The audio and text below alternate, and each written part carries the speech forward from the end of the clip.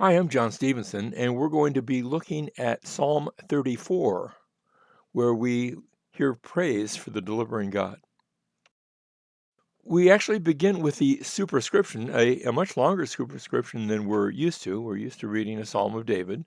Notice this is a Psalm of David when he feigned madness before Abimelech, who drove him away and he departed. Now, that calls to mind a story back in 1 Samuel chapter 21, beginning in verse 10.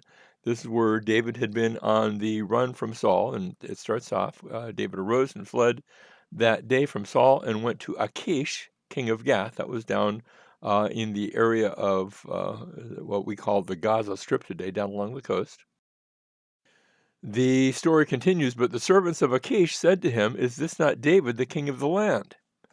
Now, David wasn't actually a king yet, but he was, sort of a tribal leader among some of his people. The question continues, did they not sing of this one as they danced, saying, Saul has slain his thousands and David his 10,000s?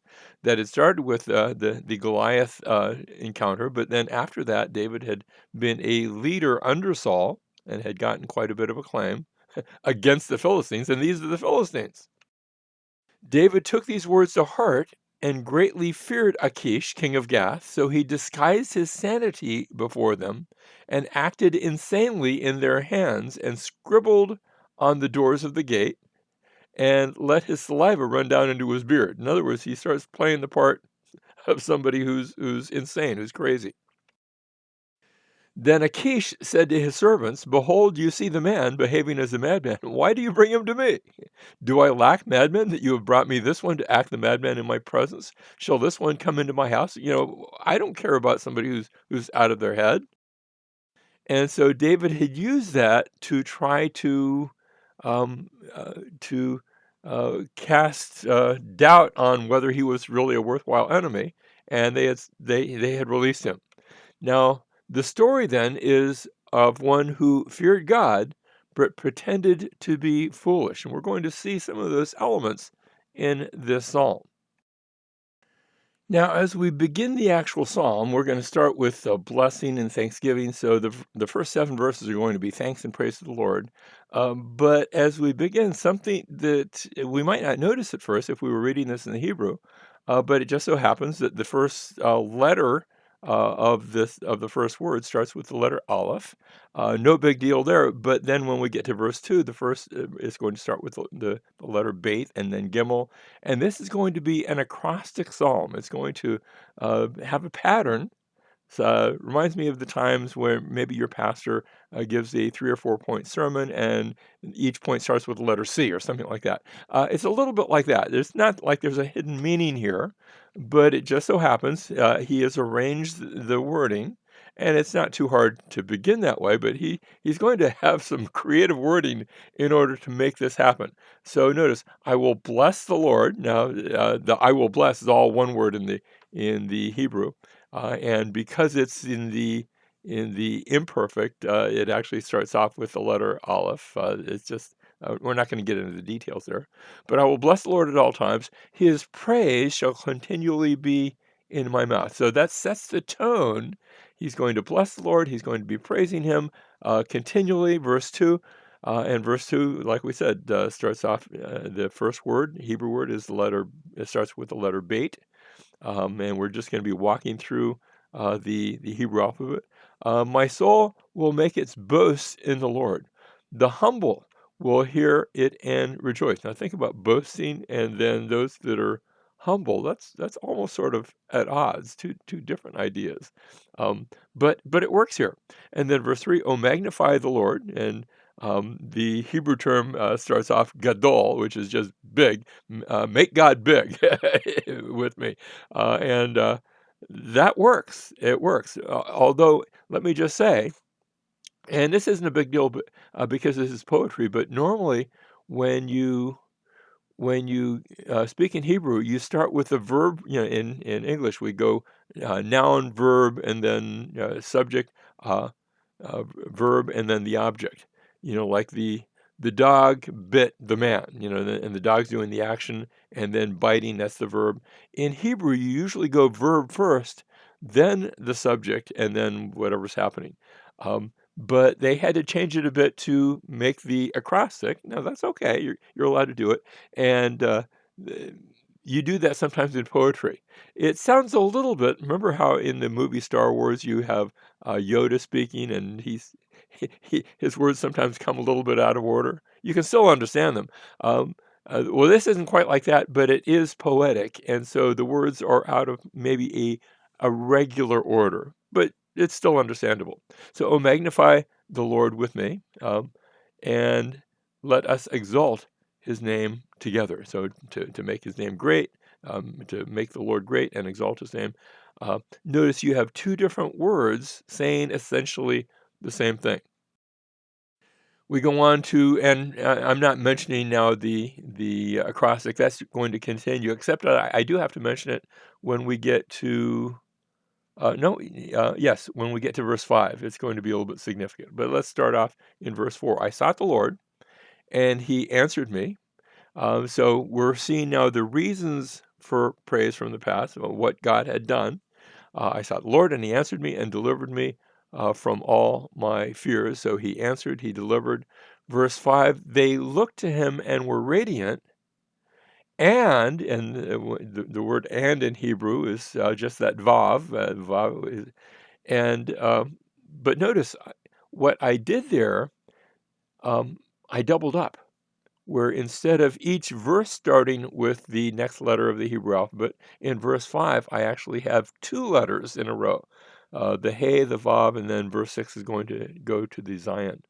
Um, and so he doubled up, which means there's 22 verses, but when we get to the end, the last verse won't be part of that acrostic because of that doubling that took place here in verse 5. So they looked to him and were radiant, and their faces will never be ashamed. Verse 6, this poor man cried, and the Lord heard him and saved him out of all his troubles. And so David is recounting what happened and why he's praising the Lord, the deliverance that took place. Next verse, verse 7, the angel of the Lord encamps around those who fear him. So what was true back then is still true today. He looked at what was happening in the past, why he praised God, but it's still happening. Notice the angel of the Lord encamps around those who fear him and rescues them. So he encamps, he rescues, he's still in the deliverance business. What God did in the past didn't stay back there, it continues even to today. Verse 8, "O taste and see that the Lord is good. How blessed is the man who takes refuge in him." Now, notice that reference about refuge. Our very last verse of this psalm is going to come back to that. So that's a theme that's going to, it's introduced here. I think it's already been introduced, but even though the term hasn't been used, and it's going to bring us all the way to the end.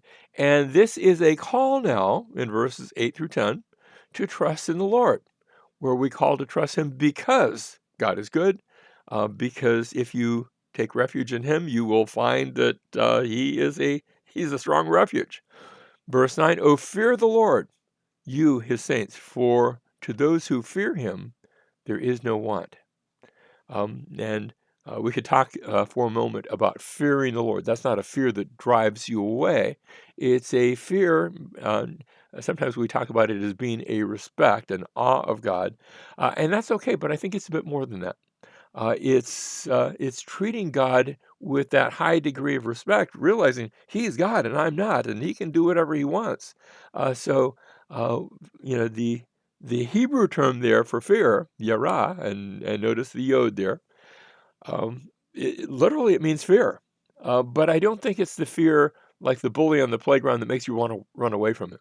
Rather, I think of it, and this is the illustration I usually use. I think of the disciples who were with Jesus on the boat in the Sea of Galilee, and the storm comes up, and they were starting to get a little bit worried. They're in the middle of this big old lake, and the wind and the waves, and they start to become afraid, and they wake up Jesus, and he turns to the wind and the waves and he says, "Quiet!" And it all gets quiet. And then we read, and now they were greatly afraid. It wasn't a fear that made them jump out of the boat and try to, try to leave Jesus, but they were asking, "What kind of a man is this? This isn't just normal. This is something supernatural." And so we're to recognize that God is that kind of supernatural. Fear the Lord, you His saints, for to those who fear Him there is no want. Fearing and trusting go together here. Next, we come to verse 10, still that call to trust in the Lord. The young lions do lack and suffer hunger, but they who seek the Lord, know this, young lions, those are those are the attackers, those are the enemy. Um, but those who seek the Lord, they shall not be in want of any good thing. And so notice the contrast there, a contrasting parallel that we see there. Next, we're going to see verses 11 through 14, the wisdom of trusting in the Lord. So let's go there. This is the wisdom theme now. Come, you children, listen to me, and I will teach you the fear of the Lord. So this is almost taking the idea of a wisdom psalm. It went from praise to the giving of wisdom. Verse 12, who is the man who desires life and loves length of days that he may see good? So you can see that fearing the Lord, following him, trusting in him, leads to long life.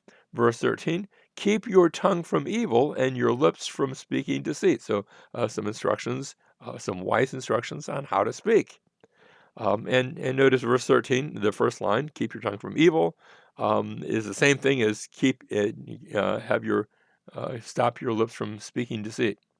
And then verse 14, depart from evil and do good, seek peace and pursue it. So some wisdom on how to live. These are all wise sayings. Verse 15, the eyes of the Lord are toward the righteous. Now, notice the reference to righteous. We went from wisdom to now looking at the righteous. We're going to see this theme followed for a few verses. But we begin, first of all, the eyes, and remember the Hebrew word for eyes, ayin, and that's going to fit our acrostic. But we go from the eyes of the Lord to his ears are open to their cry. And then the face of the Lord. So actually, our focus isn't so much on the righteous, but it's upon the Lord as He's directing His attention to the righteous. The face of the Lord is against evildoers to cut off the memory of them from the earth. Next, verse 17, the righteous cry, and notice the word righteous here is italicized because the verb isn't, or the noun isn't here. It's going back to the previous verse. But that one that we talked about in the previous verse, who is the righteous, they cry, and the Lord hears and delivers them out of all their troubles. The Lord is near to the brokenhearted and saves those who are crushed in spirit. And many are the afflictions of the righteous, but the Lord delivers him out of them all. So notice verse 19 is a contrastive pair. Sorry to say proverb, a contrastive. It is sort of a proverb, but a psalm. The parallelism is juxtaposed where it says it, and then it says the opposite. In our English translation, you have the word "but," that's helpful. The Hebrew isn't quite that helpful, but the English translation works. And then verse 20, he keeps all his bones, not one of them is broken. Now, if that last verse sounds a bit familiar, that's because John chapter 19, verse 36 quotes this passage and points out that when Jesus was up on the cross, that the soldiers they were looking to hasten the death of those that were on the cross, so they went to break their bones. But in Jesus' case, he was already dead, and so um, John takes this verse and sort of applies it to that situation. So he was righteous, and so there's a sense in which this was fulfilled in Jesus, the righteous one. Not one of his bones was broken. But here the psalm is describing what God does on behalf of the righteous, and even in the case of Jesus upon the cross, yes, he was dying on behalf of sins, not his own sins. He was righteous, but on the behalf of those, all of us who have sinned, and yet because he was righteous, notice he keeps all his bones, not one of them is broken, and that principle is applied even to our Lord and Savior Jesus. Verse 21, evil shall slay the wicked. And notice this is our last, the Tau ends the acrostic in verse 21. Evil shall slay the wicked, and those who hate the righteous will be condemned. So we were looking at the righteous. Here's the opposite of that. And that ends the acrostic, but we've got one more verse. Now you say, well, there were 22 letters, but remember, we doubled up when we had that Vav. I think it was around verse 10 back then. We doubled up. And so this is given now in verse 22 as a summary statement. The psalm has ended, the acrostic is completed, but now we read verse 22, the Lord redeems the soul of his servants, and none of those who take refuge in him will be condemned. So his servants are described here as those who take refuge in him. And remember, we had a refuge theme that was introduced earlier. We said we're going to come back to it. Who are his servants? His servants are those who take refuge in him. And they find that by taking refuge in him, they will not be condemned. That's our story. That's the conclusion, but it's also our conclusion. Hebrews chapter 6 and verse 18 speaks about how we who have taken refuge would have strong encouragement to take hold of the hope set before us.